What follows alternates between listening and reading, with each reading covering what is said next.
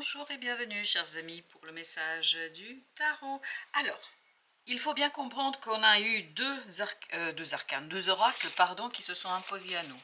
On avait d'abord le druide, préservez votre espace, et ancêtre des étoiles, suivez la voie de votre âme. Et druide, vous voyez, ça nous renvoie à cette notion de connaissance, d'une connaissance lointaine, d'une connaissance de l'âme. Ça nous renvoie à la connaissance de soi et à la connaissance qui éclaire, à une connaissance qui illumine, à une connaissance qui connecte, qui reconnecte, qui relie quelqu'un ici à une situation peut-être un peu plus prospère, plus intéressante, plus vibrante. C'est l'ancêtre des étoiles qui vibre davantage que le druide ici. Préservez votre espace, oui, mais surtout en préservant votre espace intérieur. C'est l'âme qui vibre ici avec le druide. Ça vous permettra en fait d'éclairer quelque chose, et en éclairant ce quelque chose, vous allez pouvoir vous lancer dans une nouvelle aventure avec un peu plus de passion, un peu beaucoup, dirais-je, on le verra plus loin, et ça vous permettra en fait d'éclairer quelque chose avec une certaine force et puissance qui vous donnera le pouvoir de transformer, le pouvoir d'agir, le pouvoir de créer. 7 de coupe. On me demandait de mettre entre les deux.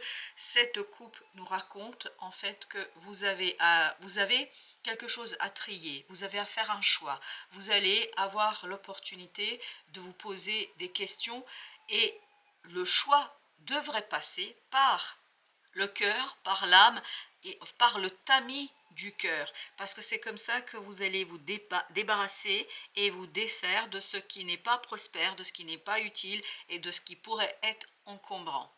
Parce que en fait, le 7 de coupe vibre ici avec l'as de bâton, c'est-à-dire avec cette opportunité que vous apportera la roue de la fortune. Donc le destin, la destinée, vous met face à un certain nombre de propositions, d'offres, et c'est à vous de faire le tri en passant par la sagesse du cœur. C'est vraiment la sagesse du cœur qui compte. Et à partir de là, et c'est là l'ancêtre des étoiles, ça va passer avec ce 3 de denier dans la création, dans la matière, se relier à des gens qui, je pense avec vous, vont construire quelque chose qui pourrait être très très intéressant. La lune, encore une fois, ici nous dit que effectivement il y a cette nécessité de se connecter, de se reconnecter avec son cœur et son âme. C'est très très important. C'est pour ça que vous avez l'ermite. Important de 9 de coupe, de regarder vos voeux, vos souhaits, vos désirs, et en regardant à travers le prisme du cœur, à travers le prisme de l'émotion, vous allez pouvoir exploiter pleinement ici cet as de bâton. Suivez la voie de votre âme, c'est ce qu'on vous raconte dans cette affaire. Avec l'ermite, 5 d'épée. 5 d'épée nous dit que là, il est temps d'extérioriser, de dire quelque chose, de démontrer que vous êtes motivé, parce que j'ai l'impression que vous avez besoin d'extérioriser cette motivation. Pour pouvoir attirer des gens vers vous, pour pouvoir exploiter cette opportunité, vous avez besoin de le dire très clairement. Et surtout d'expliquer pourquoi vous et pas quelqu'un d'autre. La roue de la fortune nous dit que là, vous allez avoir l'occasion de construire quelque chose. Ce ne sera pas toujours évident. 3 d'épée nous dit c'est pas toujours évident. Si vous passez par la case mentale, parce que 5 d'épée, 5 d'épée, 3 d'épée, ça nous donne le 8 d'épée, tout ça nous dit qu'on pourrait être bloqué. Le mental ne sera pas tout à fait au clair avec ce qu'il faut faire ou ce qu'il faut choisir. D'où l'invitation ici, prenez l'âme comme votre source de choix et comme votre source d'inspiration. As de bâton, on a le chevalier de bâton, il y a quelque chose qui arrive très vite vers vous. Je pense que c'est la vitesse peut-être qui prend au dépourvu votre mental, vous n'êtes pas tout à fait prêt pour ça. Mais le fait de ne pas être prêt, en fait, c'est juste une illusion, parce que l'ermite nous dit que vous savez déjà, vous avez ce druide et cet ancêtre des étoiles, ça veut dire que vous avez déjà quelque chose, intuitivement vous le savez, vous n'avez pas besoin du mental, intuitivement vous êtes au courant, vous savez, et vous avez la reine de coupe. se relier à tous ces gens, je pense, sera pour vous quelque chose de très, très intéressant, notamment au plan de vos ressentis. Il faut être très bienveillant vis-à-vis de vous, vis-à-vis des autres, d'où cette idée de sagesse d'un ancêtre. C'est vous, votre propre ancêtre là, c'est pas lié à quoi que ce soit de transgénérationnel, c'est votre lien avec votre âme. Parce que votre âme est ce sage ancêtre qui vous donnera la capacité, waouh, le magicien, de construire quelque chose, de transformer quelque chose, mais sans difficulté et sans problème, parce qu'on sent que là vous êtes vraiment dans votre domaine, vous êtes dans votre situation maîtrisable et vraiment le mental ne sera pas au rendez-vous, ça il n'y a pas de souci, on l'a bien compris, mais passez par l'âme et tout se passera parfaitement bien. Vous avez 6 d'épée. Laissez le mental tranquille, ne le cherchez pas. En ne cherchant pas le mental, en fait, vous allez trouver quelque chose qui sera très très créatif et surtout, je pense, ça va inspirer d'autres personnes autour de vous. 9 de coupe, encore une fois, et ben voilà, c'est le cœur. Le cœur est votre réponse, le cœur est votre solution. C'est là que vous allez retrouver la joie, c'est là que vous allez retrouver la possibilité d'agir, c'est là que vous allez retrouver la possibilité de faire, c'est là que vous allez trouver la motivation. D'où cette idée, essayez d'extérioriser ce qui est dans votre cœur, essayez d'extérioriser ce qui est dans votre âme, parce qu'à partir de là, et vous avez la grande prêtresse, vous allez pouvoir mettre en lumière une intuition, une connaissance qui est très très ancienne, mais qui est liée à vos propres incarnations. En fait, vous avez déjà acquis quelque chose, vous savez déjà quelque chose, d'où cette idée de le mettre en lumière. Et comment on le met en lumière? Et par la parole, par l'expression. Et pour pouvoir le faire, il faut faire un retour sur soi, aller identifier, peut-être un peu de méditation, parce qu'oubliez pas que l'ermite nous invite à cela. Il y a une connaissance en vous qui libérera, je pense, ce quelque chose qui a besoin d'être fait. Mais, il ne faut surtout pas passer par le mental. C'est-à-dire, première étape, je me reconnecte à moi-même, je me reconnecte à mon cœur, à mon âme, j'identifie des souhaits, des motivations. Ça parle beaucoup de motivation ici. Pourquoi? Alors, la motivation, c'est quoi? C'est quand on répond à la question, pourquoi je veux faire ça? Pourquoi vous, pourquoi toi et pas quelqu'un d'autre? Par exemple, si on est dans une relation, c'est pourquoi X et pas Z? Qu'est-ce qui vous attire chez cette personne? Qu'est-ce qui vous fait vibrer par rapport à cette personne? Voilà, si on est dans une relation personnelle, si on est dans un job, c'est encore plus clair. C'est voilà, pourquoi vous êtes le meilleur candidat et pas l'autre.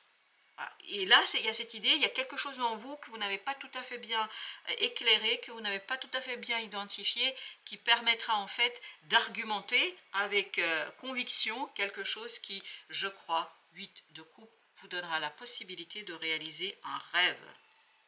Vous avez besoin d'aller vers ce 9 de coupe, vous avez besoin de ce quelque chose qui inspire votre cœur et qui inspirera, je pense, les relations aussi. Vous avez le valet d'épée. Il y a cette idée d'apprentissage. Apprendre à trouver les mots, apprendre à trouver des paroles qui seront en fait à même de profiter pleinement de cet as de bâton. Parce que là, l'as de bâton et ce chevalier de bâton nous parle de la rapidité qui quelque part vous conduit à perdre votre latin, si je peux dire ainsi les choses, c'est-à-dire incapacité à formuler les choses, incapacité à aller chercher peut-être des arguments. Vous êtes un peu pris au dépourvu, hein, ça on le sent ici, et pour que vous sortiez de ça, vous avez besoin de cette âme et de cette intuition et de cette connaissance intérieure. 2 d'épée, je vous dis que là, mentalement, c'est pas facile. 2 d'épée, 3 d'épée égale 5 d'épée. Apprendre en fait à extérioriser quelque chose, à matérialiser quelque chose par la parole. Il y a une connaissance en vous que vous n'avez pas suffisamment mis en lumière et en mots, mais j'ai l'impression que c'est quand même un accouchement un peu en souffrance et en douleur de cette affaire. C'est pas facile. Justement, 8 d'épée, oui, on sent ça. On sent qu'il y a un blocage du mental, là, que le mental est saisi par la rapidité, par la proposition. Il y a ce côté un peu pris au dépourvu, voilà. Mais non, je pense qu'il y aura quand même la possibilité de sortir de là, mais en passant par l'âme et par le cœur. 7 d'épée, bah oui, vous voyez, il y a quelque chose à dévoiler, il y a quelque chose à raconter. On sent que c'est pas facile pour vous là. On sent que c'est quelque chose qui vous, voilà, mentalement, on n'est pas tout à fait au clair, on n'est pas tout à fait dans son élément. On sent que mentalement, on est un peu bousculé. Je crois que ce qui va vous bousculer, c'est la rapidité. Vous avez le 7 de coupe. 7 de coupe, c'était ce qui réunissait les deux cartes là.